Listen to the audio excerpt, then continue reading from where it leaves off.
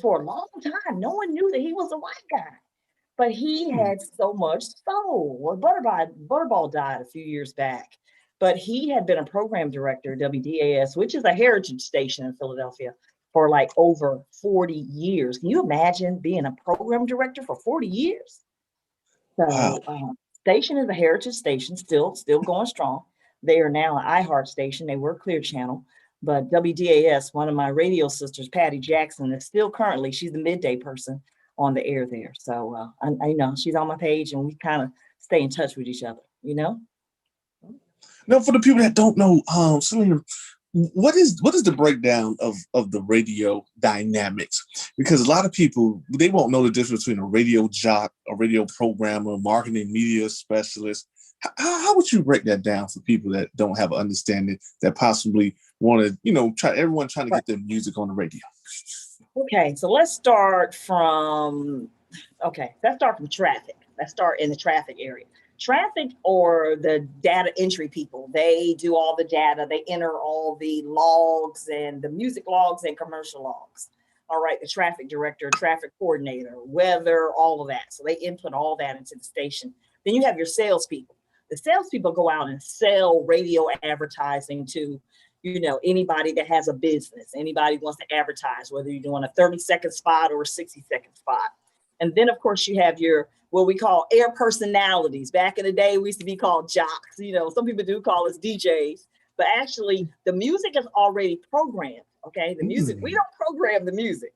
And the music is programmed based on numbers and ratings and how this song rates, and with R&B, whether it's AC, adult contemporary music. So all of that is important. So the program director is a director of several stations. Program director can be over the R&B station, the hip hop station, the jazz station, the talk radio. The program director oversees everything from what the Mm. jocks are doing on the air to the music. So he programs everything and is in charge of everybody. So the program director, you're like high on the totem pole. All right. Most program directors still have to be on the air, and in some instances, in some different corporations, they still have to remain on the air. An air personality, what we do is basically give entertainment news. We talk about the song, we talk about the artist, we interview the artists on the air. And the main thing with being an air personality is content. You got to have good content, and you got to Mm. have a personality. You got to Yeah. be well liked. You got to be seen out in the community where people can touch you and say, hey, that type of thing. That type of thing. So that's really the breakdown. Back in the day, we used to have what they call roadies. They would go and set us up, and we do a Marty. And a Marty is like when we broadcast live. They would drive the truck. And some stations still have roadies where they drive the truck, and the truck may have the station's signature on it or logo, and they drive to the location and they set up the poles and they set up everything for the jock to do a live broadcast. Now, some stations don't have that. Some stations are more, technology has done incredible things where you don't have to set up everything, tall poles and all that anymore. You just call in on your phone to the station, and you have a person there that's the board op, and the board op runs the board, runs all the programming that has to be aired, whether it's a game, whether it's someone doing a live broadcast. And that's kind of like what the station's all about. So it's several Mm. working pieces in one puzzle that's put together. Okay. Okay.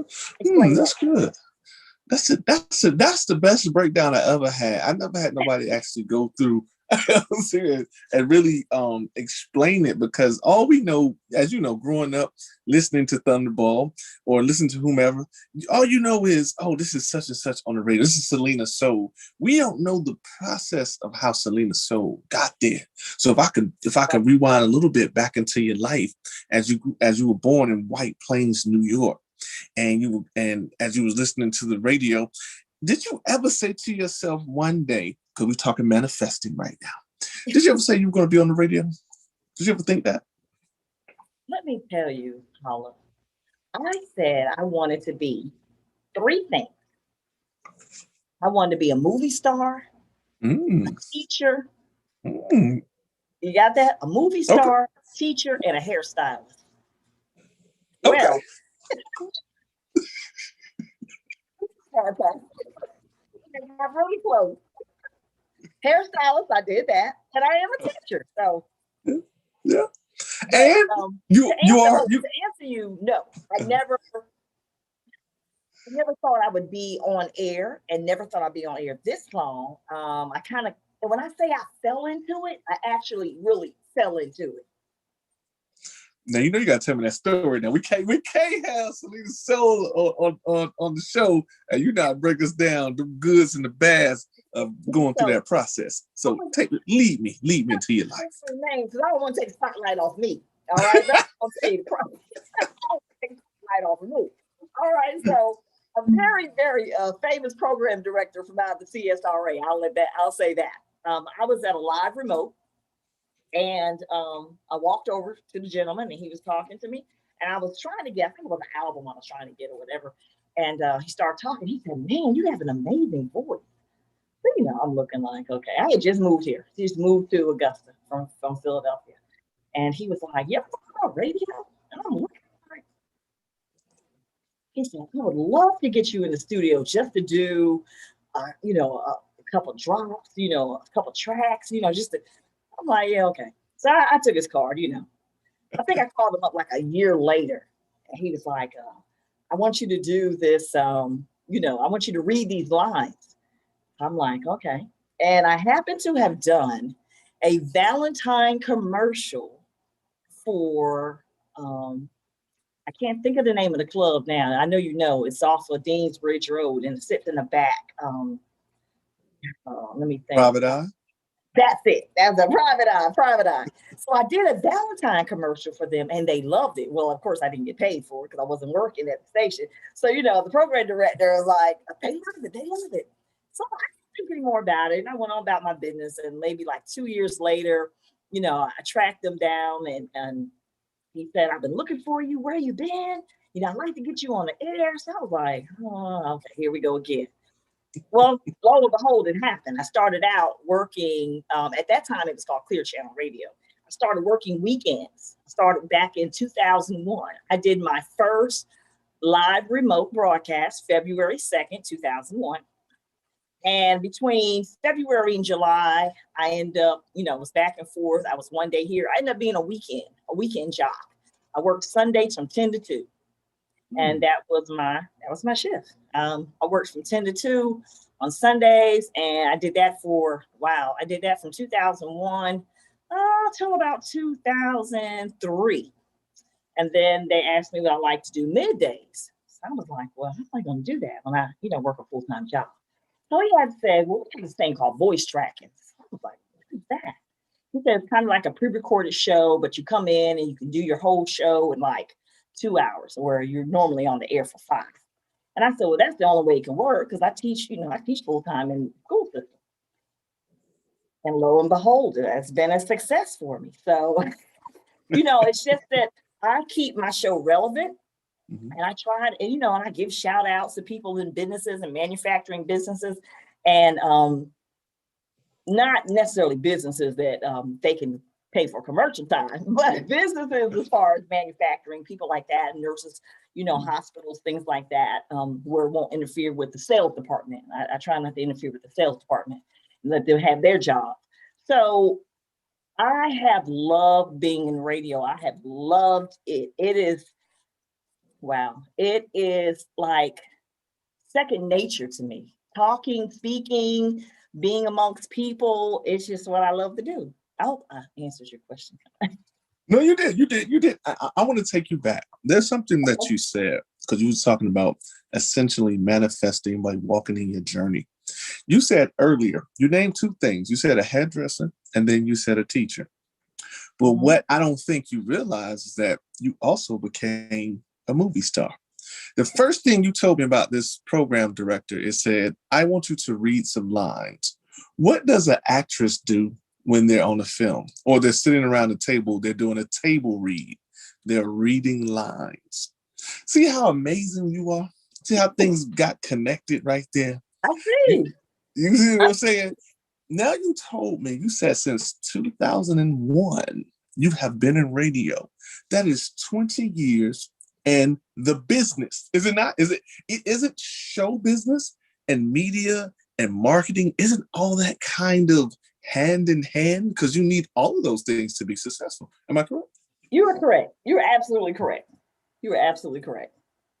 And a star is a star. When we look up in the sky, whether it's the North Star, which they say is the brightest, all the other constellations of stars, it's still a star. That's all that I'm saying. You acquired that too as well. Oh wow. Yeah. Yeah, I believe that manifestation. I believe in that. And I'm glad, hey, you pointed it out to me. So thank you. Really do feel like a star. You took us on a journey. I'm just your tour guide. I have not been on Tyler Perry's stage or in one of his movies yet, but who's to say? It might happen. It might happen for me, right? You know the powerful thing about the internet, and you already know this, of course. The internet is an information highway. Everybody's on that highway. Beyonce, Tyler Perry, Oprah. You never know. Just because of video, I tell people all the time, don't stop. Just because your video has low views, you don't know who those people are. That one person can equivalent to 1 million views. You never know. Casting directors. Come on. That's right. Beyonce and them, they look at the internet all the time. Wow. Tyler Perry, he says it himself. They're always looking for something that's different and new that can go with their projects. Look at all the people that's been discovered. Usher, they say he along with someone else found Justin Bieber online. The one lady, I forgot her name, they said she was walking down the street. I don't know if it was Rosario Dawson or the other model. Somebody took a picture of sent it to these people in Hollywood. They went and found it. I'm just saying. Anything is possible. You live in the information highway. Anything is possible. That's right. Anything. That is awesome. That is absolutely awesome. Well, thank you for your platform. Oh, no. Thank you. I appreciate you. I've never been interviewed. I'm always the one to interview artists, stars, celebrities when they come to the city backstage, or, you and I have been backstage with several artists, and I'm always the one to I have never been the interviewee. Always the interviewer. Well, you know what? I think it's God saying it's your time too. Not only have you been a good servant, a good stewardess, as far as a good custodian, as far as consciousness, community, the collective, and just unifying people and educating people, it's your time to get some of that light too as well. Now, jumping back to your childhood, as you were coming along, tell me, what was life like for you in Philadelphia? The brother and sister, was it the brother and sister of love? Is that what it is? It is a city of brotherly love. Okay, city of brotherly love. Tell me about that. Tell me about that cultural experience. Oh, okay. So we go back to like 1978. Oh man, 79, the 80s, late 70s, early 80s. It was good times. Now remember, I'm coming from a military base, so I had a whole different lifestyle to living in a city. So at that time, my dad had to go overseas without my mom and myself. So we ended up moving to the hardest part of Philadelphia because my mother did not want to stay on base at the Naval Yard. So she opted to live with her sister. And my aunt lived in what they call the bottom, North Philly. All right. Hard North Philly. So it was a life-changing experience for me because the kids did not understand that I didn't sound like them, but I look like them. I got a lot of that. You sound different. You speak different. I just spoke proper, and then so I got bullied a little bit, but I had to learn how to channel in and meet them where they were. And I banded around some good friends, and so the bullying stopped. I had to learn how to fight. I had to learn how to hold my own in the city. Okay. So I came up during the time of the penny candy, going to the store for your aunt, the corner store where you got the chicken wings. We had the ice cream man came down the street, the water ice man, going to South Street, being really encapsulated in what Philadelphia life is like for a kid back in the 80s. And it was fun.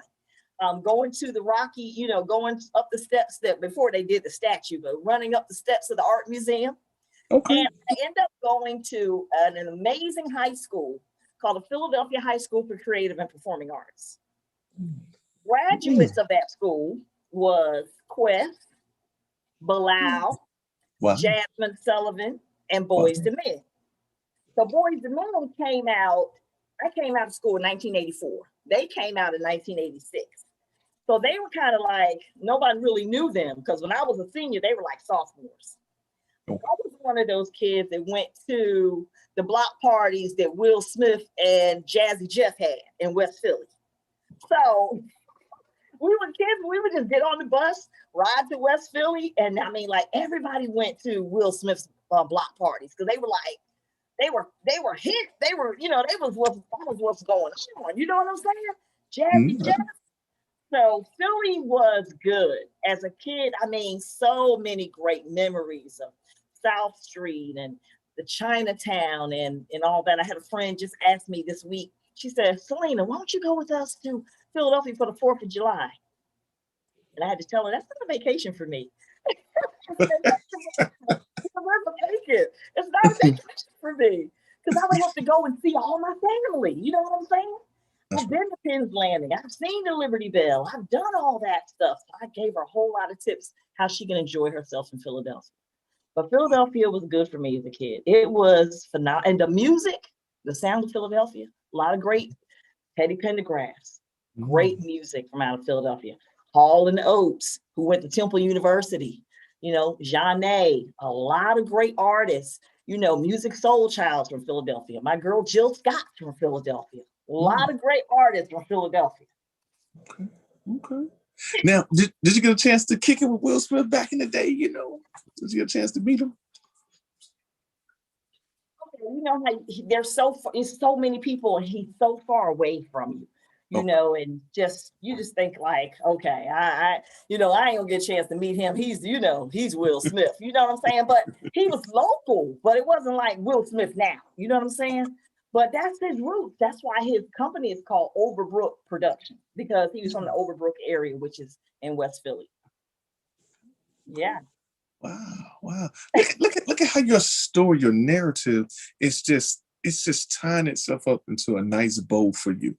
You went to the performing arts school, which is amazing because, you know, most people that look like you and I, we don't get a chance to go to those schools. I know people like Tupac went to the one in Baltimore, Jada Pinkett, you know, in Baltimore, but you went to something that you have already manifested yourself since the beginning when you said, I want to be a movie star, a hairdresser, and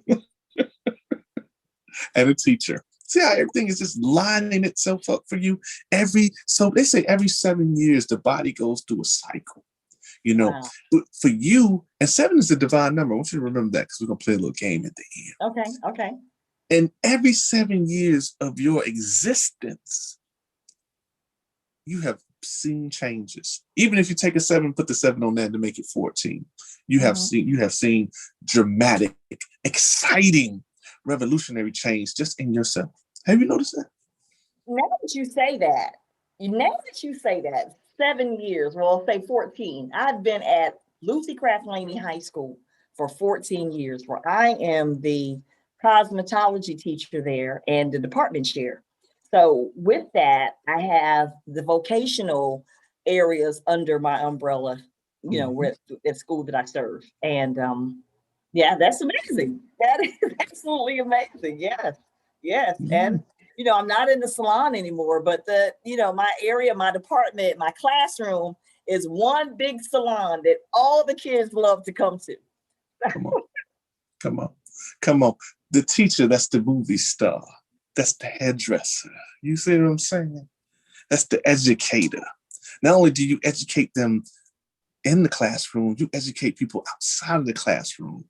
Everything that you do is educational. You have not made a step out of place that's not for education, that is not edifying you as the teacher that you are, or glorifying you as the movie star that you are. Because as we know, when we look above us, all the stars look the same. They shine in their own brilliance. I even read this quote once. It said that a blade of grass can grow in different heights, but yet and still, when you look across that field, all you see is a blade of grass. You never say to yourself, I mean, if you do say, oh, one is higher than the other, but you still offered it as a collective of one when you're looking at a blade of grass. Like you're looking at a bad yard, it could be grass at the top and grass at the bottom. People are going to say, wow, that's a bad bald yard. Ain't no grass in the middle. Wow. This is what you are. You are edifying the very nature of who you supposed to be. And, a lot of times, in my opinion, this is my opinion, a lot of us feel as though we're not what we're supposed to be by certain ages, by certain demographics, geographics, bank account numbers. But really, in essence, you're exactly where you need to be until you decide you need to change it. But that's my opinion. What? Sometimes I do. I think like that sometimes, and I'm glad that you kind of clarified that. But I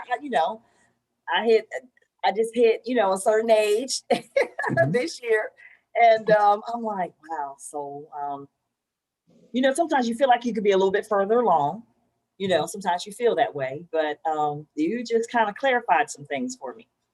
Yeah, you just kind of clarified some things for me. So I don't feel so bad after all. No, you should not. For us, if we think about it, and I know this is cliche, but I'm going to say it anyway. Age is nothing truly but a number.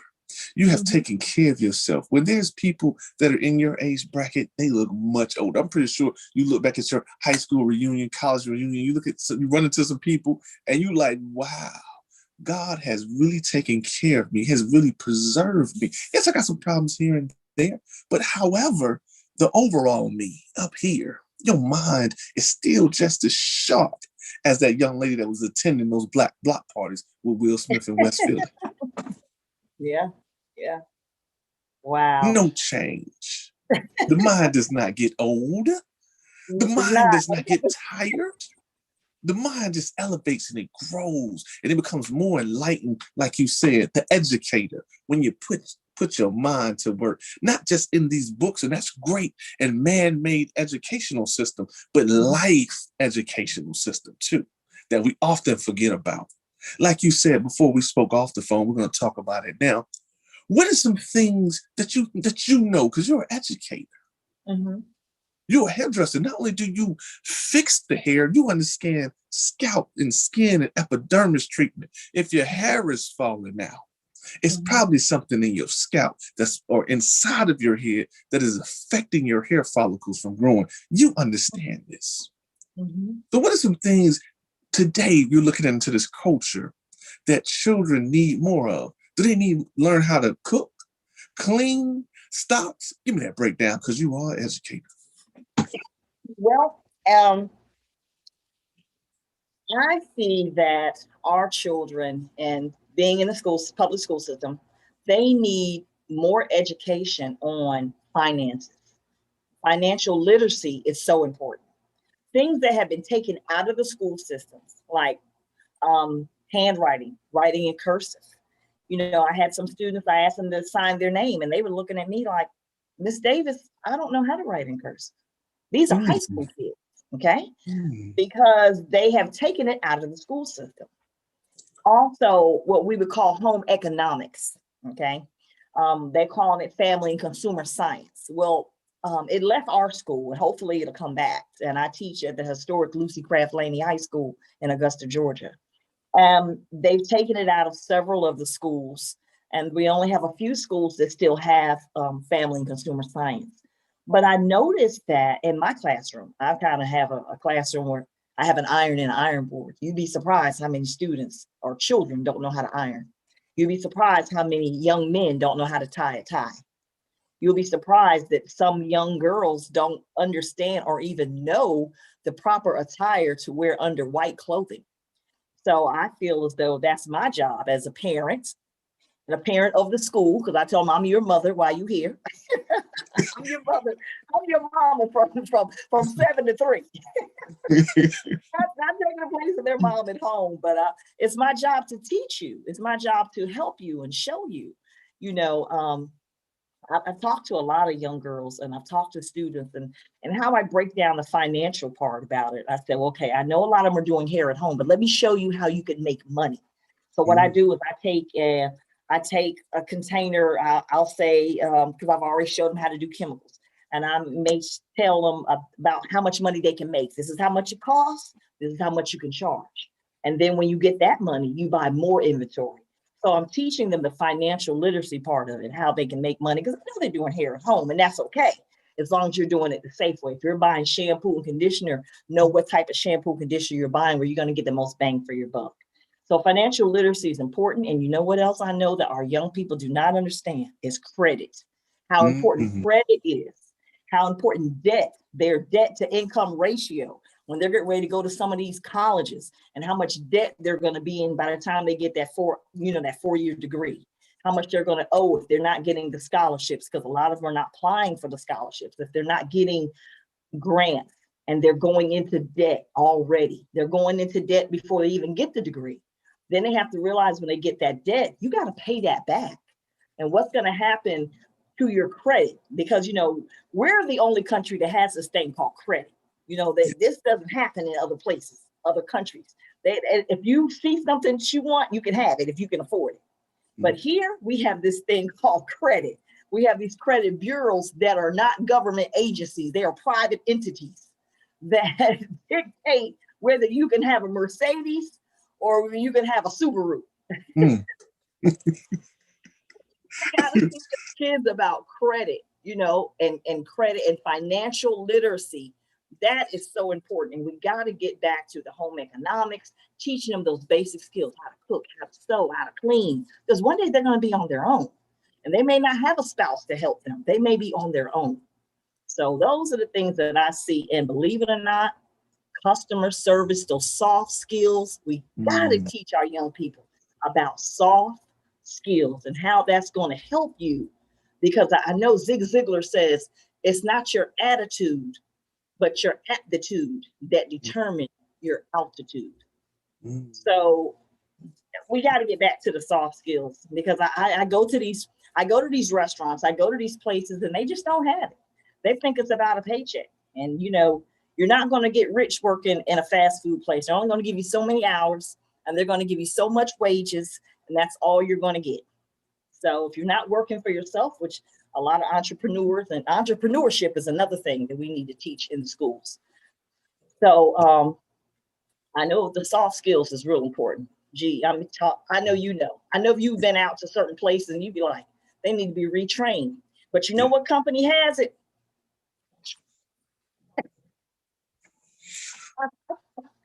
That's right. That's right. These companies would model behind them when they hire. They can use their playbook. Yes. And they would be so successful. Yes. Like you're saying, a simple thank you. My pleasure. You're welcome. Please come back. It was nice seeing you again. Hello, Miss Soul. Are you coming back for your the bill you always get, or are you getting something that makes you feel good? People can call it booty kissing. You call it whatever you want. You're inviting somebody. You're saying every single dollar that you spent here, I appreciate it. Even though it doesn't physically go into my pocket per se, like I'm taking it out of the register, goes towards the budget. That in turn pays me from the corporation. So I get it. I understand it. And I know what you're talking about. Because one bad experience, especially for Black business, my question was this. I asked David Banner this. I'd like to ask you. I said, we operate, we look and we talk about Black excellence. We do. We look good. Black people look good. Hair, nails, clothes, shoes. We look wonderful. But you don't have it with your customer service. Selina, so what can we do? How do we operate in Black excellence? We look like Black excellence, but how do we operate in Black excellence? We need to go back to the basics. We need to go back to the basics and go back to the way that we were taught from our parents and our grandparents about being polite.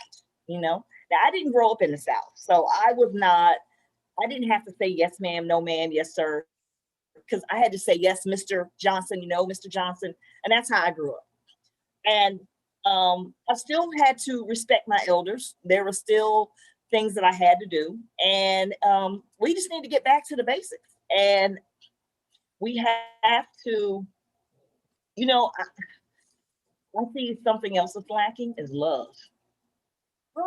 We don't have that self-love sometimes, and it hurts me when I see things like an African American or a black girl having a fight in a restaurant, and this goes viral, or somebody, you know, those things are they're beating up on a young girl in the gas station.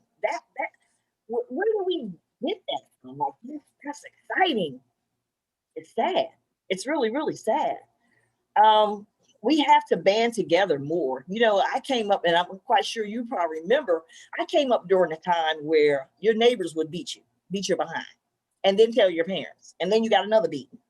And if your mother got a call from the school, you were in trouble. So there was a certain line that you just didn't cross. There was a certain line that you didn't cross, and we just have to get back to that. We need more mentors in the school systems. We need more mentors in the public eye. We need places for children to go that's positive. We do have some. We have some, but we need more. But we need more people in the community that care about these children that's out here. This is our future. These are our future doctors, lawyers, historians, and we need them. But we got to show them some love. And everyone, sometimes it doesn't happen. We got to set ourselves up as role models. A lot of people were talking. I know you and I had talked about the incident with Monique, talking about the bonnets. Well, I understand where she was coming from. I also understand, as a marketing major in college, I also understand it was a marketing strategy too that went really good. I mean, when you think about it, she put a lot of controversy out there, but it all focused back to her. Okay. All right. And that was the strategy. She took a very delicate subject and threw it out there. And everyone commented on it. Everyone commented on it, and it kept using her name millions and millions and millions of times. And trust me, that is her platform for the next thing she's going to be doing. And I don't blame her for what she did and how she did it. She took a lot of flack for it, but again, that was a strategy. As far as the bonnets, it was good. It was a good strategy. As far as the bonnets go, I was always taught, just like she said, when you wake up in the morning and your feet touch the floor, make your bed. Okay. When you get ready to brush your teeth and wash your face and do your hair and put your clothes on, those things come off. The bonnet, the pajamas, the slippers. When you step outside your house, there was never a time I was ever allowed to wear pajama pants, bonnet, rollers, slippers outside the home. Not ever a chance. Never. So that never happened. That right there, that never happened for me. So yeah. So that never happened to me. No, and thank you. I know she actually spoke with the lady. I saw this interview where she was talking to, I think her name was Tammy, she does like the Bonnet Chronicles. And I like how Monique broke down and said she used to be that type where she was doing that. So it's not like she's doing it from a place of hate, or some people might be like, oh, you're old now. She was just saying it makes us look bad as a collective, as Black women wearing the bonnet out. So I like how she came back and, made it conducive for others to join into the understanding. Because, a lot of times, even with yourself, even if we take you back to the 80s, everybody has rebellion in them. And, your parents, just like I like to tell people all the time, well, the funny thing is, every parent generation don't like their children's music. Right. So, turn that music down. So, and I understand that factor too as well. But the thing is, like you're saying, we're talking culture now. We're talking about presentation of a culture. And I interview a lot of reality stars, and I often ask them this question. We talk about it, and I say, people see your character, because that's not the real you. You're putting on for TV. We get it. It's ratings.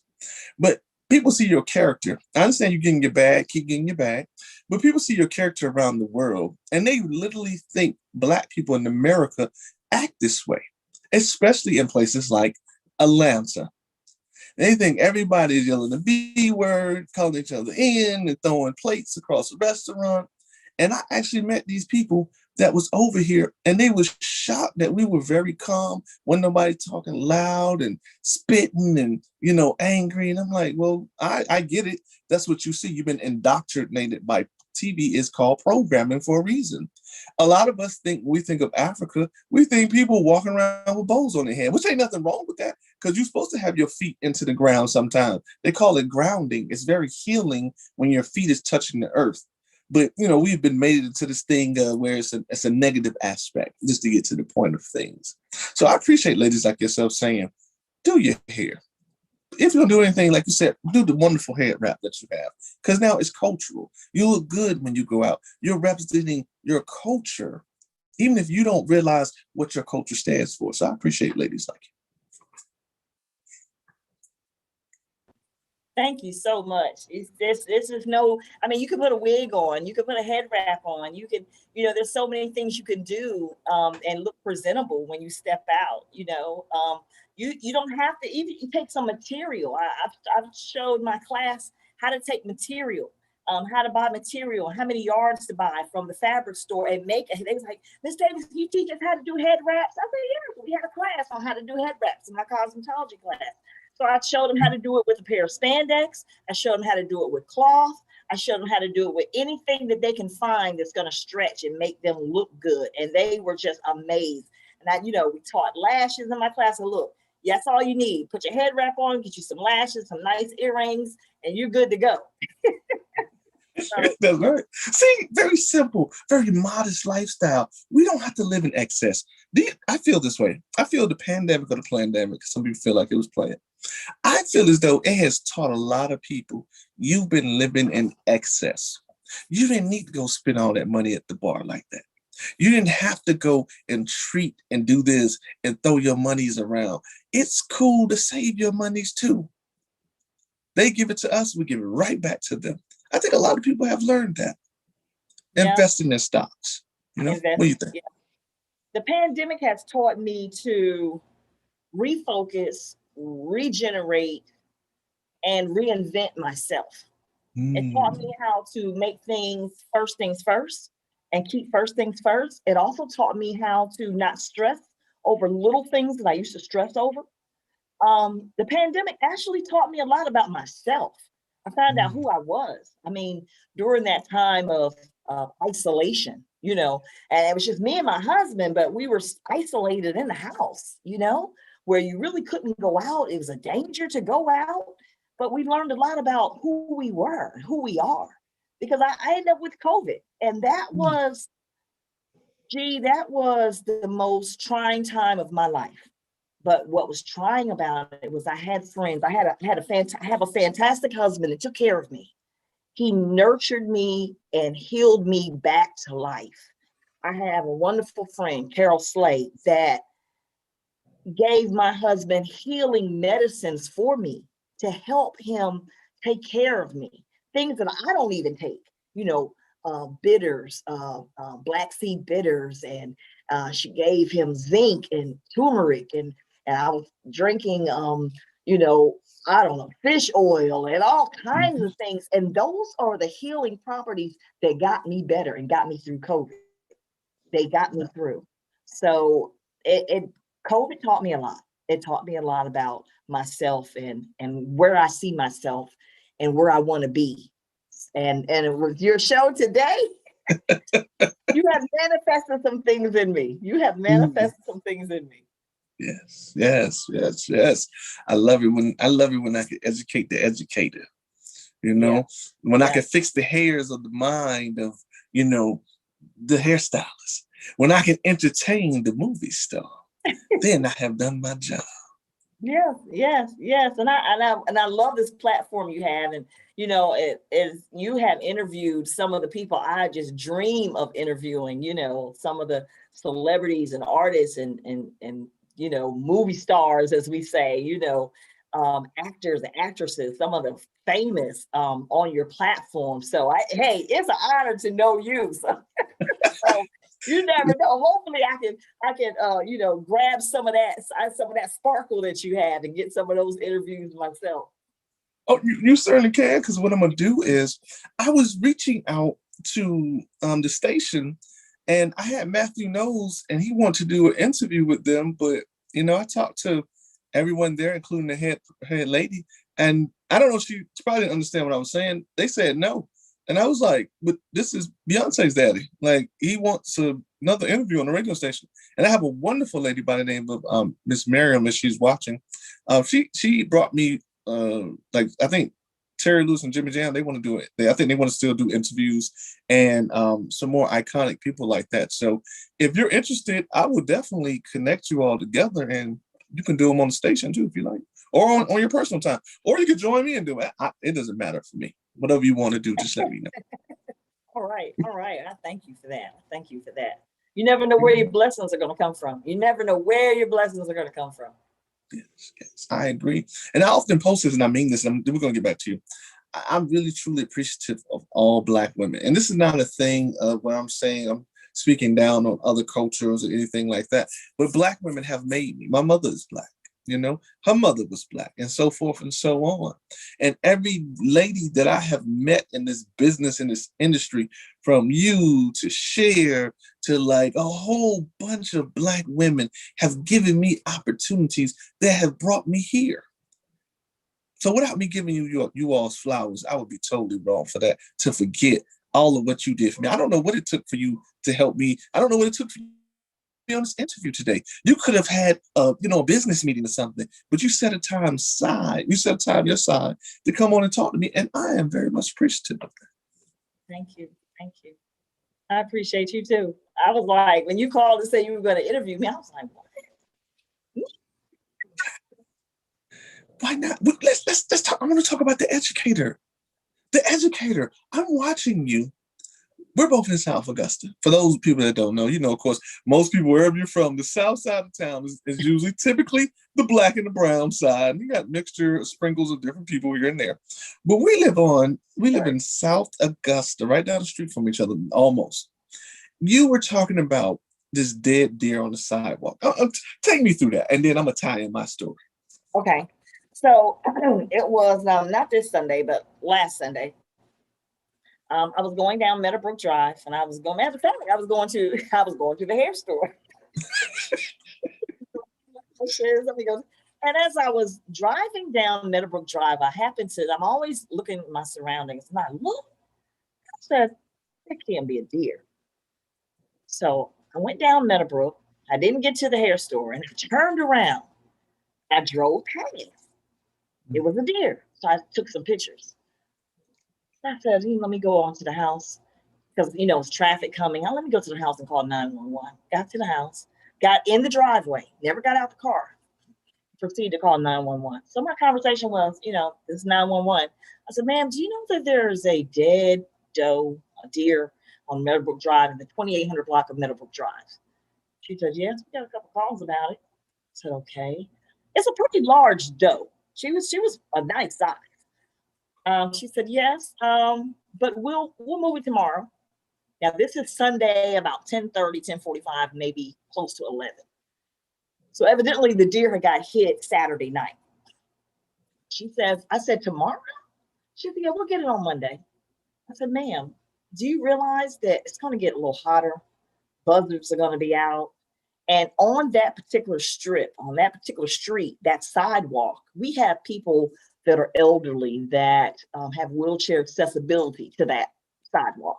We have children in this neighborhood. She says, yes, but animal control services is not open today. So, I didn't argue with her. I wasn't going to, take her there. I wasn't going to argue. I said, okay, ma'am. I said, this is just not acceptable. She says, I understand, but they'll get the deer tomorrow. Okay. So at that point, I went back down Meadowbrook, took some more pictures. I said, you know what? I'm going to do a Facebook post. So I did a Facebook post real quick, pulled over to a side street. The pictures I had, I uploaded to a Facebook post. Well, newly elected Commissioner Francine Scott saw that. She then reached out to Ben Hassan. So by that time, I had gotten a Facebook text that he was on his way. I got out the car. I said, I'm gonna get some closer shots of the deer. And the deer was it was a pretty big deer. So there's a wooded area right there where deer could have come out of. And before I got there to take the pictures, Ben Hassan pulled up. And he pulled up on a safe street next to, not far from where the deer was. And he told me that he was going to call the director of animal control. And he did. He got him on the phone. And the deer was moved within an hour, hour and a half. The deer was moved. So you know what I say, isn't it? I said that day I was kind of playing. I said, well, it's a new sheriff in town in South Augusta today. So, and I say, if you see something like this just cannot happen. This is not acceptable, because had it been in another county, a nearby county, as soon as the deer would have got hit, the deer would have been moved within minutes. The deer would have not stayed there the next day. It would not have been an issue of the deer being moved. So we got it done. We got it done, and I was very happy about it. What were you going to say about it? Oh, no, I just want to say, first and foremost, thank you for that, as a person that lives in the community with you, because you took your time out. You didn't have to do none of that. You could have just went inside your house and be like, ain't none of my business. What you said is ideal, the educator. You're saying we have children, we have elderly people, we have people with disabilities, we have people that need to be able to stay on side of the sidewalk, because we both know Meadowbrook is a very dangerous street. The speed limit may be 45, but people are doing that probably plus 45. Sometimes there are people going so fast they get in the turning lane just to pass you. So you're right. Anything at any moment can happen. A child could just step off the street for a minute nanosecond and get hit. So you never know. You could have saved somebody's family member by having that done. And that's sad that a person of your stature has to get onto a public platform in order to get some things done. That shows you right there. Whether you think so or not, that is the movie star. People move when people that's important say something. When people have a voice, you have that voice in this community, in the school system, on the radio, in the public. This Selina Soul speaking, and you coming with, like y'all say, the receipts with the videos and stuff. So now something has to get done. But imagine if you were not here. Imagine if you were on the other side of town or somewhere else on the other side of those tracks. What would have happened? Then we know animals carry rabies. It could have been a raccoon out there or anything, and it could have bit somebody when they was walking around the thing. You just never know. Things happen. Right. You could have saved somebody's life, somebody from losing their leg, losing their life, getting hit by a car. And then too, let's be honest. People are, when you see something, it grabs your attention. What if somebody would have been looking at the deer, not paying attention to someone crossing the street innocently? Correct. Bang. Right. Yeah, and I say that. I said it on the video. I said, I live in this neighborhood, and when you see something, say something. I'm a homeowner, taxpayer. It's important. It's important that and I'm hoping that, and I'm going to have some conversation with Ben Hassan. I understand that the deer came out of a wooded area, but my thing now, more importantly, is the game warden needs to be over there in that wooded area so they can make sure that no more deer jump out of those woods and come to Meadowbrook Drive. You know what I'm saying? So it's a bigger picture in that. And, something needs to be done, because it's not like we live on Tobacco Road near the airport, where there's lots of deer. I'm talking about a major thoroughfare. Meadowbrook Drive is a major road.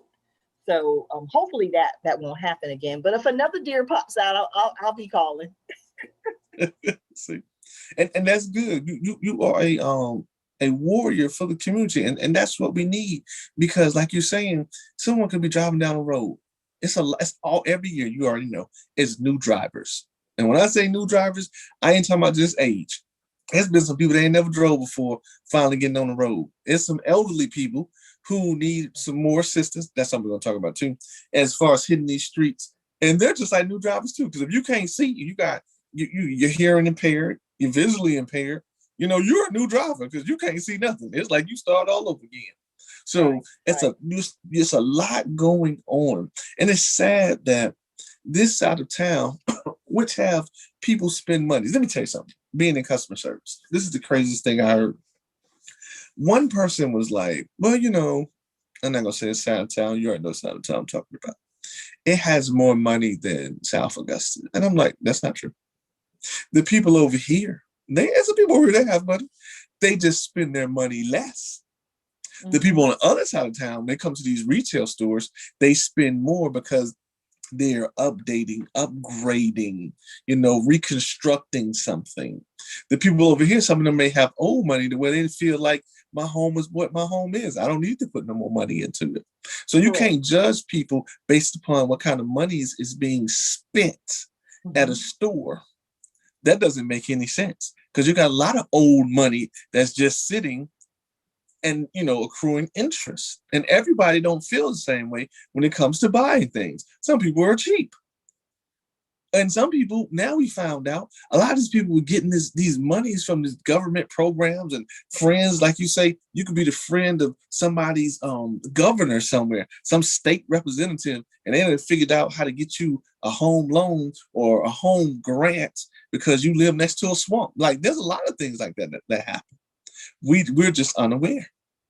And that, like that whole SBA thing, my husband and I both have legitimate businesses. And we know some people that have gotten, some PPP. And, we just reached out. I was like, well, let me know who did your loan, because my husband has a legitimate business. I have a legitimate business, LLC, EIN, Dunson, Bradstreet number, all of that. And let me know, who you went through. We didn't mind paying the fee, but then they were like, they got theirs. She got hers, the husband got his. They don't have a business. They wouldn't let us know who the people were. Oh, they're not doing it no more. See? It's crazy. People judge. That's right. Of crabs in a barrel. Why do we have that mentality? Like everybody trying to, why, G? Why do we have that? Why do we not want to help one another? I feel like, my opinion, I know it probably could be a very broad level of things. It's definitely a mental illness, just like PTSD. I know why people always think like it means like you're crazy. It don't mean you're crazy. You're dealing with something because of experiences, whether it's something that's taught or told or shown to you, or you've experienced it. For me, that's the only thing that can lead me to that. Only because you will help another culture, another group of people, individuals, just because of their skin or their tint or their hue is different, faster than you'll help someone that looks like you. So there has to be some trauma that is there because you don't know that person. Right. Well, let me just give you this little brief story. Okay. I don't want to take up too much of your time, but this is really good. So I have a friend that's Vietnamese. Okay. And she's a nail tech and she's great people. She's been doing my nails about 20 years. We had a conversation like last year before last. And I just happened to ask her about her life, and she said, Selina, our culture is to help one another. She said, we come over here and when we get here, we get on our feet and we bring our families over. She said, first thing we do is we bring our parents over so they can watch the kids. Because if you notice, in some Asian cultures, you will never see Asian children in a daycare. They bring their parents over because they help. They help in the store. They're there all day. They help in the nail salon. Whatever it is they're doing, whatever business they have. Then they bring the brother and the sister, or they bring the cousin. And that's what they do. And sometimes she says, they'll stay with us until they get on their feet.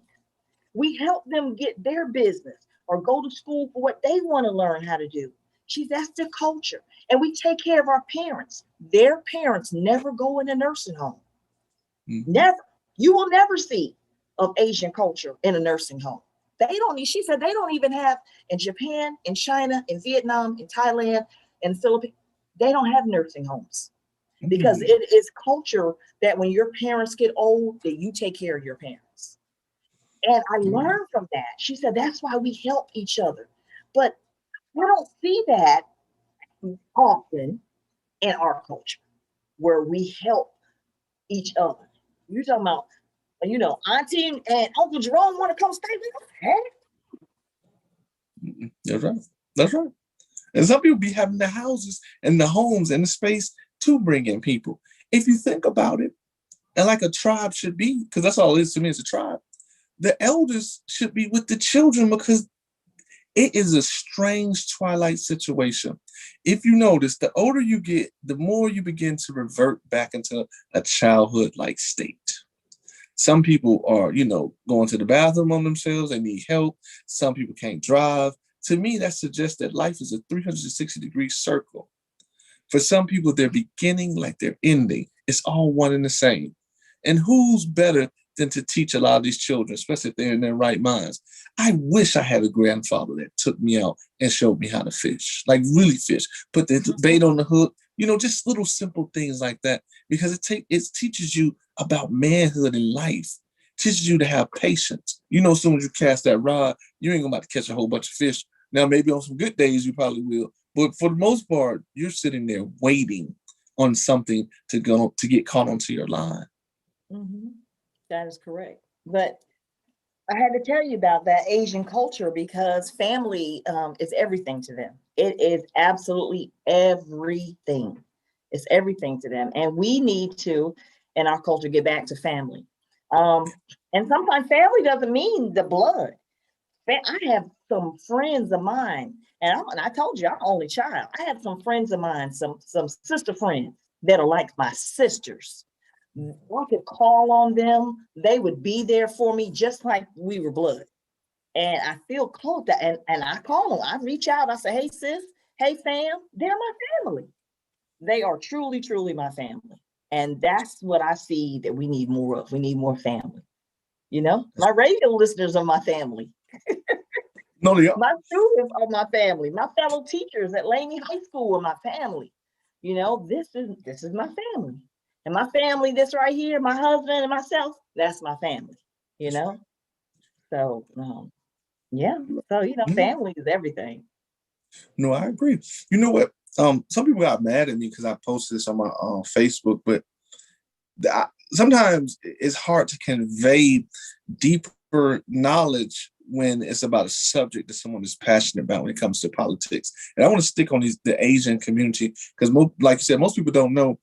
It's not just Japanese, Chinese, Korean. You got, Filipinos, they're considered of the Asian community. And you got different aspects that identify with them being Asian, as we say, so to speak. These people, and you can look this up. Anybody over here that sees this can challenge me. Asian people collectively in America do not vote. They are the least culture that goes out and vote, besides maybe like people that we would call like Pakistani or what people call like from the Middle East. Yet Asian people, I'll show you the report, since 1970 have went from the bottom last to the first of having monies. Their community flows through their community. We're talking about billions of dollars. Now let's go and keep it real here. There is no Asian hate. I don't know where they came up with that at, because it ain't happening around here in Georgia. Asian people own all of the restaurants that we pretty much go to that's local. Gas station, because you never know. The hair supply stores, all kinds of businesses. They're getting all of that money, almost probably over 100% of wealth coming from the Black community, but specifically, to keep it real, with Black women, because you all want to get your hair, your nails, and consistently done. All of that money is coming from our sisters into their community. No one is burning down no hair stores. I ain't seen none of that. Nobody's fighting, kicking these people off like Barton Chapel because they over there cooking the fish. No one is doing anything to them. Yet they're the least to vote, and they have the most money. And guess what? Referendum, laws, they need new streets, buildings, whatever they need, it gets done to them immediately, as they say, or immediately for the proper people. And Black people, you've been here since forever, and all you got is a street named after someone. I'm not knocking it. I'm not saying it's bad. Please don't get me wrong. And you got a national holiday, which I told somebody the other day. It was like, well, technically you do get paid if you whatever. I said, okay, that's cool. I'm talking about reparations though. I'm not talking about getting some extra monies, and which is good for you. I'm glad that you get it. Some extra monies on a holiday. I'm talking about cultural appropriation reparations. Even if they got to figure it out, because they done figured out the pandemic. I don't want to hear, they didn't know what to do, or you got to be sovereign, or you got to create a government. No, I don't want to hear none of that. These people give Israel, which became a state in 1940 something. These people get so much money we can't even keep count.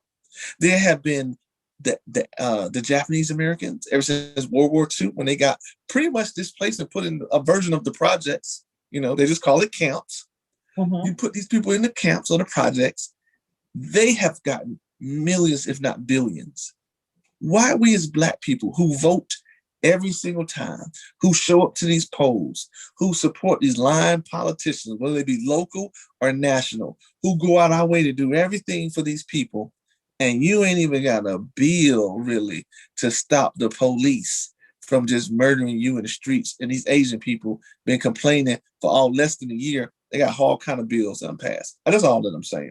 And I'm not being racist for anyone that sees this. I'm being real. I'm a realist. Explain that to me. But I'm gonna let you go. I'm sorry. You had to get on your soapbox. I understand. You feel some type of way. I understand. Mm-hmm. Well, I want to say, I that new song, Black Like Me, Mickey Guyton. I love being Black. I love being a Black woman. I love my Black culture. I love my Black people. I love all people, all nationalities. But I understand that the Black culture needs more love. We need more love amongst each other to get to the point where we can help one another and help each other, not to the point where I got it, you can't get it, or I know how to get it, you can't have it, or we got to get rid of all that. I'm the type of person, if I see something and I know something, I'm going to help the next person. That's how I was taught. That's how I was raised. Everyone's not, raised like that. And some people have some people, I don't know, the mindset. My pastor called that stinking thinking. Some people got that stinking thinking. And I try to surround myself. My husband and I are like this. We try to surround ourselves around people that have like-mindedness. That old saying, show me your friends and I'll show you your future. It's really true. Show me your friends and I'll show you your future. It's really, really true. So we have some amazing brothers and sisters that we're in the circles. And our circle isn't big. People may think this soul got a big circle because I know a lot of people. Or they think my husband, Matthew Davis, got a big circle because he knows a lot of people. But our circle is real small, G. Our circle is real small. It's not that big. Because you don't always find true people, true friends that don't have any agenda. They just friends with you because of you, That's right. So, I just love, I love having a radio platform. I love having a radio platform. I really do. No, I respect it. Now let's talk about the radio platform. You've been doing your thing almost, I guess we're coming up on 20 years, been whether it's consistent or off and on, you've been in this business, which is something very hard to do. Even though I know this market here in the CSRA is a little bit smaller compared to Atlanta or Philadelphia, but yet it's still, there have been a lot of voices other than death that has come and gone in the last 20 years. There is a certain level of professionalism, knowledge and wisdom and understanding possibly to be in the field. Is it something where, is it easy to make people upset? I know, like, even what I spoke of about the Asian thing, I know typically this was on the radio, somebody probably would come in kicking the doors open like, no. But how difficult is it to stay 20 years into the broadcasting communications on the radio business? Wow. Well, I was with one radio conglomerate for about 13 years, and I didn't think I was going to be there that long. I know, be careful. He's out there making noise. I think I was going to be there that long, but I got laid off. And the funny thing about it, I'm not going to go deep into it, but the funny thing about it, it was kind of unjust the way it happened, but hey, it happens. Okay, I got laid off after 13 years. When I was with that company, you know, I told you I was with Clear Channel. I was with Clear Channel Radio, and I got laid off after 13 years. And I had to, and I was distraught. Now, I was totally distraught. It came out of nowhere, okay? I walked in.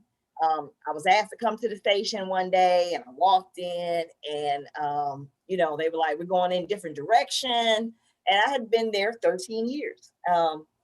They gave me a severance pay, and I was part-time. When have you ever known for an air personality to get severance pay from a part-time job? Long story short, they gave me this, that we can rehire you back. You know, it wasn't like I couldn't be rehired, but right now we're going to take a different direction. So I was kind of distraught.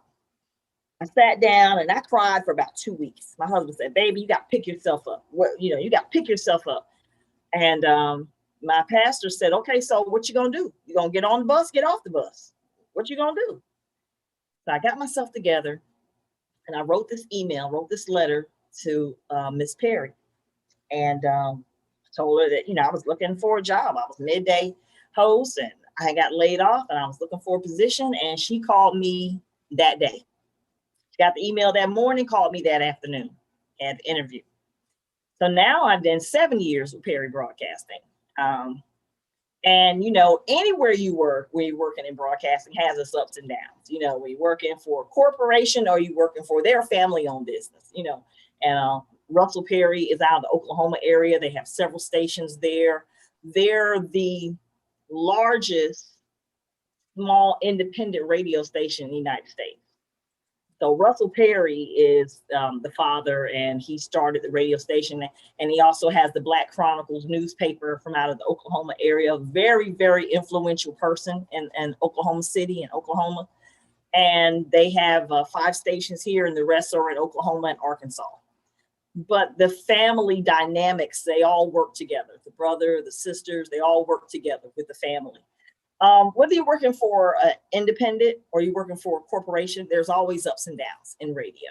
Radio has changed over the years. So 20 years in radio, how much longer am I going to be? I can't say. I can say I went to work today at the radio station. Tomorrow, I may decide I don't want to go back. Or I could work another year. I could work another 2 years. Or I could just, hey, maybe one day I'll have my own radio station. Yeah. Who knows? But I want to be able to reach the people. I told my husband, one of the things, this is on my bucket list. So I got to share this with you, okay? One of the things, my husband is a producer. He's a music producer, and I do radio. But let me tell you what this one thing I want to do. I want to reach out to Jaheim, and let me tell you why. Jaheim kind of like fell off the radar, but he is an amazing singer, an amazing artist. I don't know what happened. Allegedly, he's doing, I don't know what. I've heard so many stories, don't know if they're true. That's why you say allegedly. But that's the one person who I'd love to interview. And I'd like to get him back in the studio. Okay. He's one of those people that just disappeared. I heard he was in the Atlanta area. I don't know. But he is an amazing, amazing singer. And I would love to get him back in the studio. My husband and I talked about producing him. And I don't know, it might be far-fetched. But anyway, that's just something on my bucket list. No, that's not far-fetched. Certain things could be reached out to see what possibly happened. I ain't gonna tell you because it'll be a surprise, but we'll see what life holds. You might get that call one day. Jaheim on the phone. Well, you just don't know. You don't know. Anything is possible. Yeah, anything is possible. But I do appreciate this platform. I do appreciate being able to. Wow, I've never been able to tell my story. I've never been able, because even on the air, you only got so many minutes. You got to get back to the music. You got to get back to the artist. It's not about you as the air personality, even though it is about you. It's really not about you. They really don't care about you per se. They want to hear your voice and hear the next thing you're going to say and move on. So you really can't spend too much time talking about yourself, And hey, I've been a powerhouse speaking since I was born. My mother said when I was born, I hollered. And I didn't stop hollering. I'm still hollering now. When I went to kindergarten, kids were crying, and we were living in Seymour Johnson Air Force Base. And I had been to preschool and nursery school at 3 and preschool at 4. And I got to school, and I remember this like it was yesterday. I'm holding my mama's hand, and my mama said, "You ready for me to leave, baby?" I said, "Mama, why?" She said, "Because they don't want to leave their mamas." She said, "Are you ready for me to leave?" I said, "Yes." I was ready for my mom to go. I wanted to get busy. I wanted to get right with kindergarten. You be like, "You be back later. I'll see you later." Oh goodness. Oh man, I tell you. Thank you so much. Thank you so much. I'm like almost about to cry because just for someone to listen, someone else in the media to listen to you and tell the story. It's just amazing, and I appreciate you. I appreciate you, my brother. I appreciate you. I appreciate who you are in the community also and what you do. I always see my friend was saying, "How G had that little hat on and that night in a little business suit." I said, yeah. You got the cameras, you got your microphones, you ready to go wherever and do whatever. So blessings to you. Blessings to you at the platform. Well, thank you.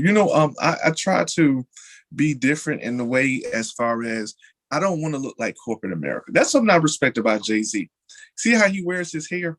You notice he started growing his hair when it's almost like a silent protest, but people missed it.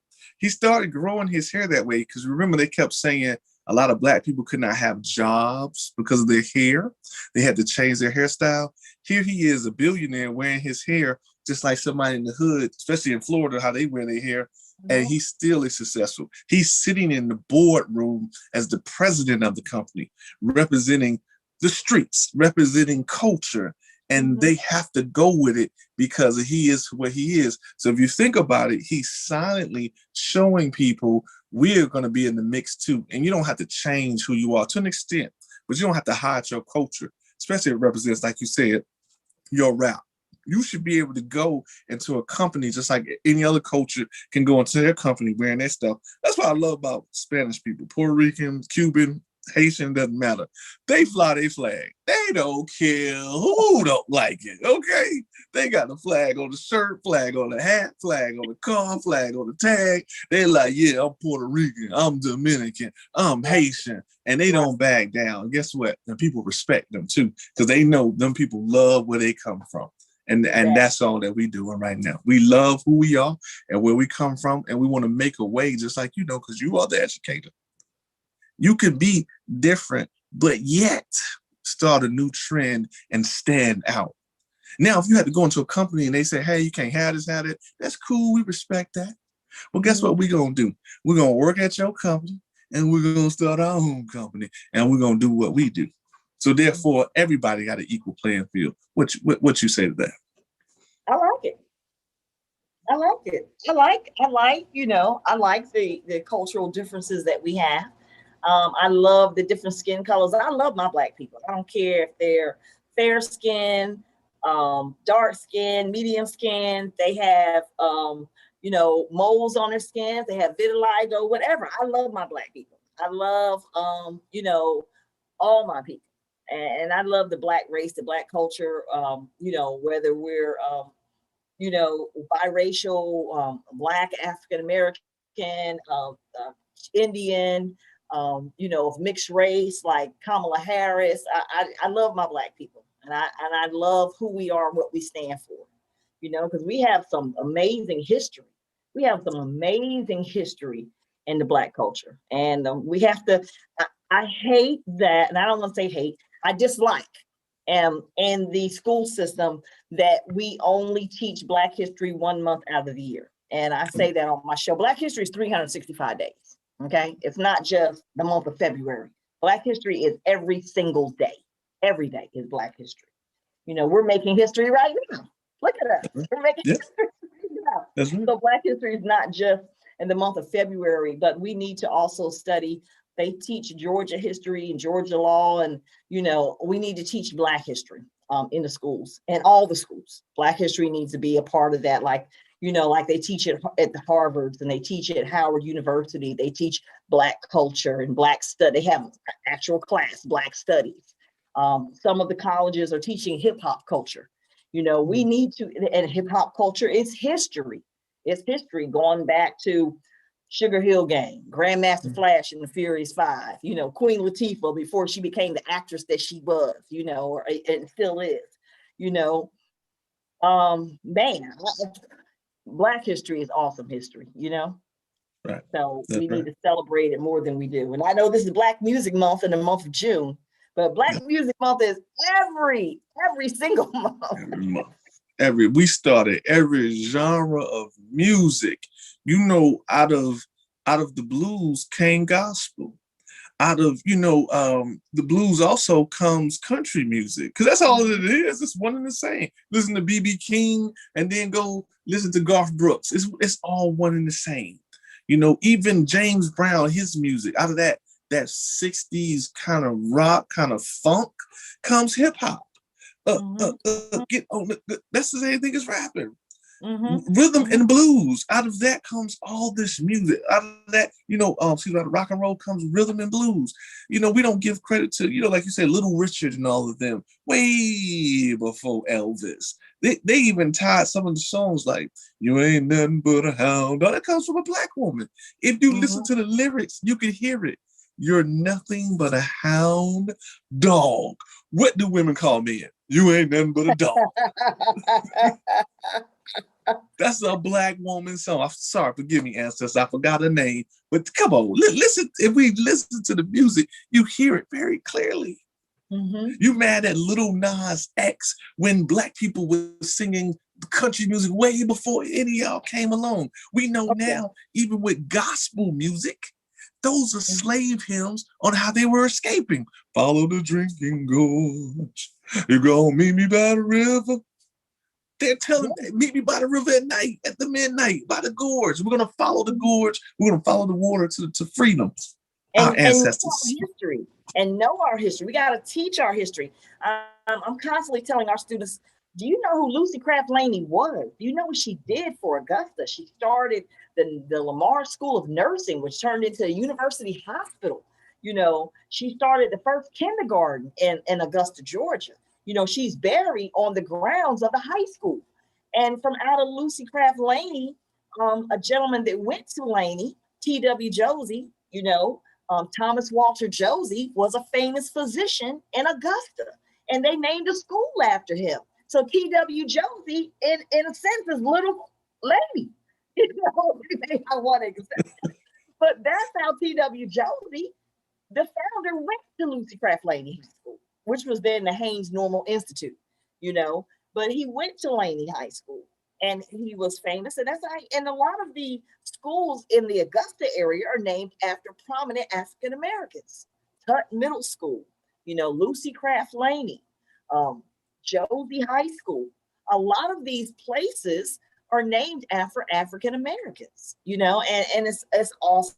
It's awesome. But we got to know our history. We got to teach our children our history. We got to teach our children history. So hopefully, we're going to keep striving. Educators, I got to give it up for my educators out there. Keep doing what you do. We ain't like first responders. You know what I'm saying? That's right. We had a trying year this year, and I love radio and education the same. I love them both the same, and I try to marry them together. I love them both the same. But I'm always, my husband says that, he says, you're always in that mode, that teaching or radio mode. You're always in that. And even when I wind down, I'm always in that mode. And I don't know, maybe that's my calling. It's my truth. It's just who I am, it's who I am. And I remember, program director told me, he said, you're always doing research, and that's gonna help you a lot in radio. And I'm always trying to find some content that's good, that's relevant, that people in my age bracket can relate to, and gee, I just love it. I just don't know. I don't know. I don't, one day I'm going to step away from radio and do what? I have no earthly idea what I'm going to do. I don't know. I already know the trifecta. The trifecta, the trinity in your life is educator, hairstylist, and movie star. A young man called me the other day and told me he was going to be, you probably know Genesis Williams. He played the Team Medea here in Augusta area. He was going around and doing the no bully zone. And he called me the other day and said he wanted to call the station and get an interview. And I'm hoping that they'll let him come on the show. And he said, Miss Soul, I'm going to be in the next Tyler Perry movie. And I said, I'm so proud of you. He's like just graduated from school last year. I'm so proud of you, Genesis. This young man right out of Augusta, Georgia. It's gonna be in the next time. He says it's gonna be on Netflix. He told me the name of the movie, but it's gonna be on Netflix next Tyler Perry. And he's on my bucket list too. Tyler Perry's on one of the ones on my bucket list. Hey, we working in silent, but I will let you know. We are working in silent. I'm trying to get on that next wave, because remember I missed it last year where he did the thing when they were doing the movies. They had everybody come through. It was Oprah, it was Samuel Jackson, it was a whole host of people. Right. I'm trying to get on that junket. So we'll see what happens. If I make it, I'm gonna ring your line. You already know it's time. So. Hey, well, he just bought 130 acres along with TD Jakes. They just bought some property across from the Tyler Perry Studios. It's going to be the entertainment district in Atlanta. So when that all gets underway, him and TD Jakes have joined forces, and they're going to have the entertainment district. So I can't wait to see what that's going to be all about. That's right. I could tell you this because I don't care about nobody trying to steal my idea. You can go there because when I was there checking it out, you can actually rent out like studio. So I'm thinking about doing My Celebrity Life there and invite some celebrities to come through and stuff like that. We actually have a big like press junket, and I'm only gonna try to have so many people because I want everybody to have a chance to talk to different folks that may show up. I think that'd be a real good look for the BD in Georgia, because now things are changing. This is becoming another version of Hollywood here, where a lot of movies, and we get to do I do like a lot of red carpets virtually too. So I think that'd be a good idea to break something like that there. Oh yeah. Georgia is one of the I just read something where so many movies have been produced here, made here in Georgia. I just went to Savannah, and they talked about movies that were made in Savannah, and movies that have been made in Georgia itself. Their whole production. Georgia's broadcasting, industry is phenomenal, absolutely phenomenal. So we'll see what happens. That's right. Look at the movies. I didn't keep it too much longer, but look at the movies that's just made here in the CSRA. You had Clint Eastwood, The Mule, which was pretty big. Suicide Squad, which is huge. DC Comics. There was some more. Tatiana Lee did one with Louis Gossett Jr. They did that time downtown, where they blocked off like 6th, 8th Street, something like that. And there was a Disney movie filmed here some years back. That's right. I was actually in Who's Your Caddy. They filmed that like in 2007. They were downtown, right by the Augusta Commons. That club has changed names quite a few times. I don't know what it's called now. Maybe the Mirage or something. But right there on Broad Street, they filmed Who's Your Caddy, with Big Boy from Outkast. And so. Wow. Dang, that's interesting. That's phenomenal. I'm telling you, it's just life. You got to enjoy life. You never know. We're all living on borrowed time, and you got to enjoy every single day. Every single day, enjoy life. Love on your folks. Let them know you love them. Let them know that you love them and you care about them, and enjoy life. I say that all the time. Enjoy your life. You know what I'm saying? Live it to the fullest. I mean, I have not gotten this far without enjoying life. And I'm 55 now, but hey, I'd say I'm thick around the waist, but I'm cute in the face. That's right. I just want to tell you, good brown don't let you down, good black don't ever crack. You feel what I'm saying? So you can't go wrong with that. You right on time. I appreciate that. before I get into this game with you, is there anything else you want to talk to the people about? You want someone to know about you that I probably didn't cover because we have such a dope conversation? Well, I was kind of contemplating talking about a real delicate subject, but G, I am a survivor of congestive heart failure. I was diagnosed 10 years ago when I was 44 years old. I didn't know that I had congestive heart failure. It is one of the it's one of the top killer in women. It's a silent killer. It's very, very prevalent, more so in African American women. And we have a lot of signs that we ignore a lot of signs. I wear a defibrillator. And I have adjusted to the lifestyle. I have adjusted to clean eating and changing my eating. I'm not always doing a plant-based diet, but however, I tend to lean more toward a plant-based diet. And I speak at a lot of events. I tried to kind of get in touch with the American Heart Association as a radio personality, but I don't think they kind of jumped onto it, and letting them know that I could be a great face for them to talk to women, radio personality. And for a long time, I didn't want to embrace it, but people said, "So you have something that you got to get out." So in the month of February, which is American Heart Month, I usually speak at a lot of conferences and seminars, symposiums, but I'm going to do that more often. I'm going to do that more often when I have a chance to and tell women, get your heart checked. And I have a spoken word piece that I wrote, my husband produced about 3 years ago, and it is phenomenal. And I tell women all the time, get your heart checked. When you go to the doctor and you get that physical, if anything you think is going wrong, get an EKG, because sometimes that's going to tell the story of what's going on with you.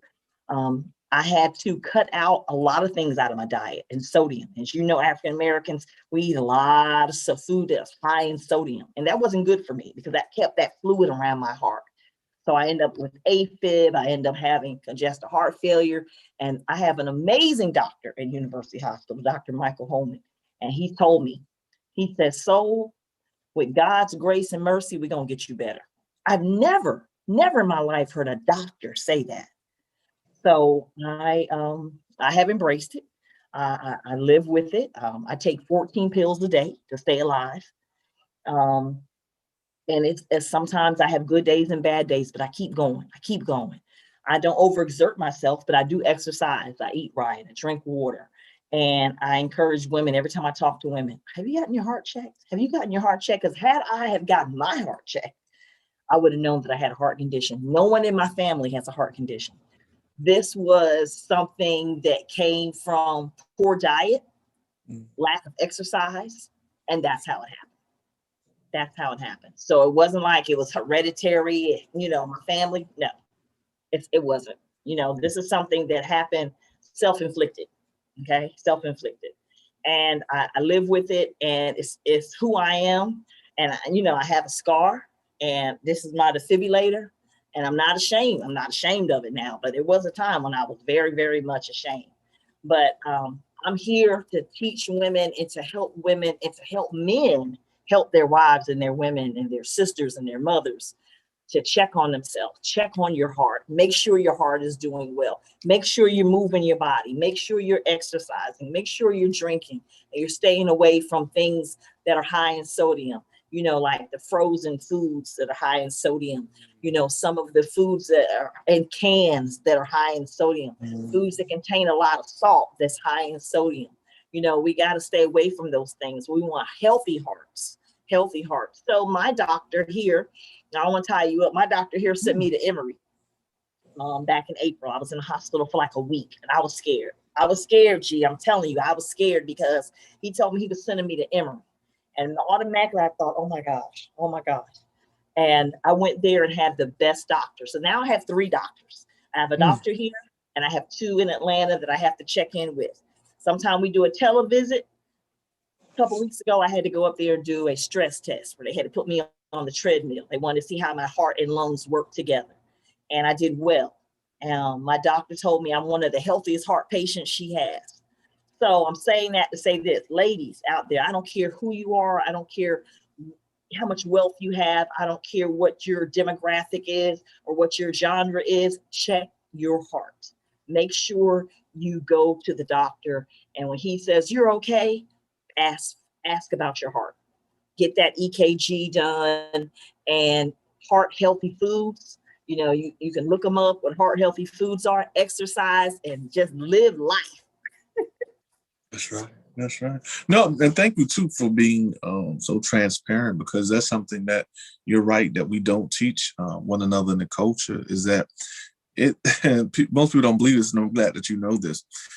Going to a restaurant and getting a combo meal, number $1 menu, whatever, is the same food going to a grocery store, getting it if it's been prepackaged and processed. Like they say, the real food in any grocery store is found on the outer aisles, around the outside of it. Everything else in the middle or heading towards the middle is not real, which means it's processed. Like we know, eating white bread is not good. It's been bleached. They say it turns straight to sugar in your stomach. Eating things, for an example, like these cookies, these graham crackers, like all of this different stuff that's in it is doing nothing but harming your health, because like you said, it's packed with sodium. Chinese food, MSG, that food, them noodles that you warm up, that stuff is nothing more than plastic. Ramen noodles has 800 milligrams of salt, 800 to 1,000 milligrams of salt in a pack of ramen noodles. Come on. Yeah. Something this big. Do you know, in like the 40s and the 60s, a little bit before you were born, they said that one can of soda would have been the intake for like weeks. Most people drink that in one sitting. How many sodas? Just think, even you didn't know, I didn't know. Think about all the sodas you drank into your life: 3 liters, 2 liters, big gulps, going to gas stations, bodegas. Don't matter. It's all the same thing, just different words. Big old things of just sugar water, just Kool-Aid. Think of all the Kool-Aid we made. It's even documented in the movie, with Kid and Play. And we're taking the thing with, Tanisha Arnold, and you're just making a Kool-Aid and they're laughing, house parties. He's making Kool-Aid. This is how we do. But you're making sugar water. Sodas. Sugar water. I don't care about no carbonated, hyphenated. Get to the ingredients: sugar and water. In a can, bubbling. It's being pressurized. Do you know the reason why people drink sodas out of a can? There's less oxygen in it. So when you crack the seal, you're getting, your taste buds is getting all of the taste. But if you take soda or something like that, put it into a cup. Once it starts drinking, what people say? Ooh, this is flat. This doesn't have a taste. Yeah, that's how they got you. That's how they got you. Just like the whole thing with milk. And, they say milk does the body good. Milk, homogenized cow's milk, is not for human consumption. Now we drink it. And we were taught as little kids to drink it. Milk is good for you. A lot of problems come from milk, okay? A lot of problems come from milk. Breast milk is best. Every animal makes milk for their young. Now, if they had a way that breast milk can be on the shelf, because I remember when all my children were born, I breastfed every last one of them. They never, ever got sick when they went from my milk until they started with cow's milk. That's when the problems came in. But as long as they were being breastfed, and I breastfed mine for 4 months. One baby I breastfed for 8 months. One baby I breastfed for a year. They were never, ever sick. Never, ever sick. And they don't like me to say it because they're grown now. They don't like me to say, but you was a breastfed baby. You was a good baby. You never, ever had any problems, So, I know it's a lot of, stereotyping around white milk, but it is not good. They have other alternatives. They have almond milk. They have coconut milk. They have coconut water. There's other alternatives. But I tell people all the time, do the research. Check it for yourself and see what happens. There was a documentary, I know you know about this documentary, called What the Health? Oh, when I had a friend that told me to watch that, And when I watched that, I thought differently about pork when you watch What the Health. So that was, That's right. when I watched it, we were like, OMG. You know, you just don't know. You're right. You just don't know. So do you know it is blood that grows your bones? So if your bones are unhealthy, it's because of your blood. And it's vitamin D that we get from the prime source on this planet, which is the sun. Now, you can find it in other protein plants, that's true. But you get the real true vitamin D if you just go outside 15 to 20 minutes a day. Black people, you have a blessing that's upon you and you don't even understand it. Everything that's made in the universe is made of carbon atoms. Carbon in science, what it means to skin and flesh is melanin, as darkness. Amen. That's it. Amen. Amen. Amen. Did I tell you when I had COVID, my husband picked me up and took me outside. He took me outside, he carried me from the bedroom. He picked me up out of the bed. I was sick with COVID for 10 days. I did not eat for 6 straight days. I could not conceptualize food. I could not hold anything down. I couldn't drink anything but water. Only thing I could keep down was applesauce. I was like a baby. I couldn't get my head off the pillow. My husband came in like something out of a Marvel movie, picked me up out of the bed, carried me through the house, sat me on the deck for 2 hours. He said, baby, you got to get some sunshine. You gotta kill this COVID. And what kills COVID is heat. It's heat. He sat me out on the back deck for 2 hours. I cried because I was hurting so bad. But I needed that sunshine. I just had to tell you. No. Thank you. And what he did was right, because the people in the islands and stuff like Jamaica and all that, they're not suffering from COVID hardly. Now, how is that? It ain't that because, Jamaica and stuff, they get a lot of tourism. There's a lot of tourism floating around Jamaica and these islands. Why these people not dying? And also, why these crackheads and drug addicts that's on the street, you ain't been seeing a whole lot of them dying either now, have you? They're always outside. Right. Come on, right. now. I got family members that's on that stuff, and they always outside. I ain't seen them sick since. Come on, that's all I'm saying. You got to get out of these artificial lights. You got to get away from under this artificial air. These air conditioning units, they don't tell people. If you go put a filter on it, you'll see all the dirt and the dust mites and the nastiness that's floating around in the air you cannot see. If you go and measure these lights up here, I don't care what kind of lights, but especially fluorescent lights, you'll see all of the radiation coming off of it like it's a microwave that is embedded into your ceiling, openly just hitting you with radiation, unhealthy, because the sun has radiation, but unhealthy radiation. And you wonder why people be having fibromyalgia, like all this crazy stuff. This stuff comes from the outside of us. Our culture live everywhere in the world, people, not just Africa. We live everywhere in the world. For years, we done ate all kinds of animals and all kinds of things. If these diseases were not prevalent then, I don't even care if they say, well, we can't determine that. Yes, you can, because people would have been wiped away. You'll be finding remains of people to this day if these diseases came from the earth, which they do not. All this plague of death and all of that, and coronavirus actually is respiratory, upper respiratory disease. They say it's been around for thousands of years. But this COVID-19 and all these radical viruses that are just eliminating people, I don't care what nobody say, I don't care what no doctor says, that does not come from nature. If nature wanted to kill us, it ain't nothing for the earth to flip over and push us all off. You see what I'm saying? Or drown us all. If that was nature's course. Nature is the smart, intelligent being and design. The earth is alive.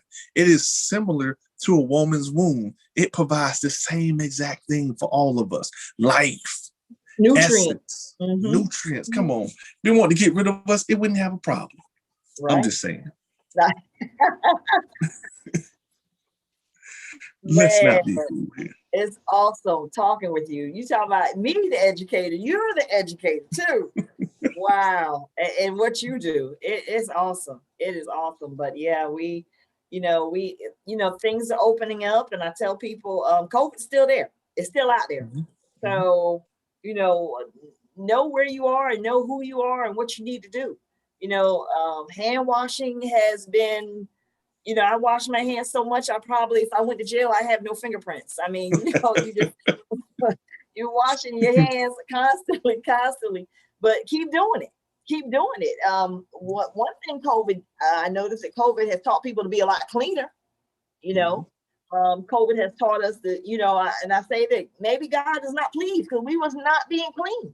It taught people to be more conscious of cleanliness, because cleanliness is next to what? Godliness. So a lot of things have changed. A lot of things, you do things different. You move different now because of COVID. You think different. You think before you touch that door handle. When you go to the restroom, you touch that door handle. Or when you go to the shopping center, you hold that shopping cart. You just think different. Think different about things. And not just COVID, all types of bacteria are on shopping cart handles. You know what I'm saying? So it makes us conscious. It makes us conscious, and it keeps us clean, and it teaches us to clean up more and clean up better than what we were doing before. That's right. A couple more questions. How you feel about them? I know eventually the world has to get back together, but we'll talk more specifically America. How you feel about them? First of all, the Labor Department, Georgia Labor Department, is closed, so I don't get that. You're trying to have these people work on. I think I saw a video. The guy said they're doing like 170,000 like unemployment cases dealing with like PUA, PEUC, things of that nature.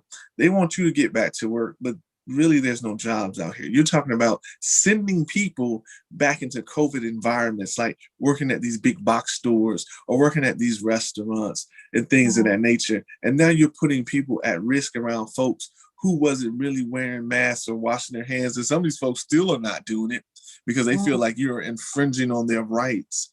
And you're sending somebody like yourself back into a workforce where you're scared for your life. If you get COVID again, that might be it for you. So what do you say to stuff like that, forcing people back into these jobs and things of that nature? I don't think we're ready. I don't think we're ready for schools to go back in full force. And I'm educator in the school system because teachers may be vaccinated, but the children are not. The parents of young are not getting their children vaccinated, and they could be asymptomatic. Someone like myself, if I get COVID again, it'd probably be the end of me. I think that we needed to, everything's opening up. I think it's opening up too fast, me personally. I still wear a mask places I go. I still keep hand sanitizer in my car and my purse. My husband still keeps it in his truck. We keep Lysol. I went back to work and I Lysol everything. I even put a mic cover on top of the mic. I sanitize before I even get started. I sanitize everything that I have to touch. I just don't think we're ready. It's something that we don't know we do know where it came from, but we're just not ready. It's probably going to be 23 before we're actually, this my opinion, 2023 before we're actually back to normal. 21 hasn't showed me anything because I had COVID in the beginning of this year. So I started a year off right after New Year's with COVID. My whole family, me, my mom, my husband, they had a mild case. I had the worst of it. I thought I was dying. I thought I was leaving this world. I thought I was not going to come back. I never got to the hospital, but I was so sick at home, I thought I was dying. And I had, like I said, I had a band of people around me to save me. My husband, my friends, my friend Carol, and my husband. They were my saviors. They saved me. And through the grace of God, I just don't think the world is ready to open up again. I know people are getting ready to start traveling, getting on the airplane, like you were talking about the air, circulating the air in the airplane. I'm not ready for that. I'm not ready. I'm not ready for everything to open back up. But I think there's some other entities. A lot of it's economics, to that point. That's just how I feel about it.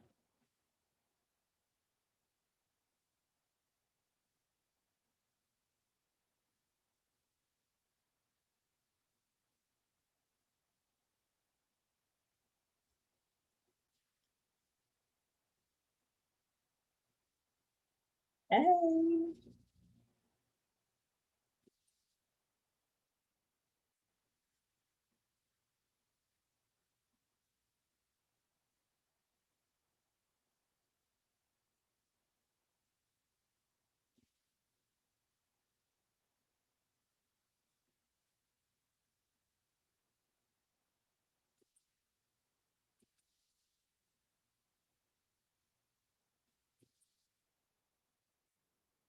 Hey. So Holla had to step away for a moment. It's your girl Soul, making it do what it do. And he'll be right back. And we'll be right back with more My Celebrity Life with Ge Holla and Selina Soul right here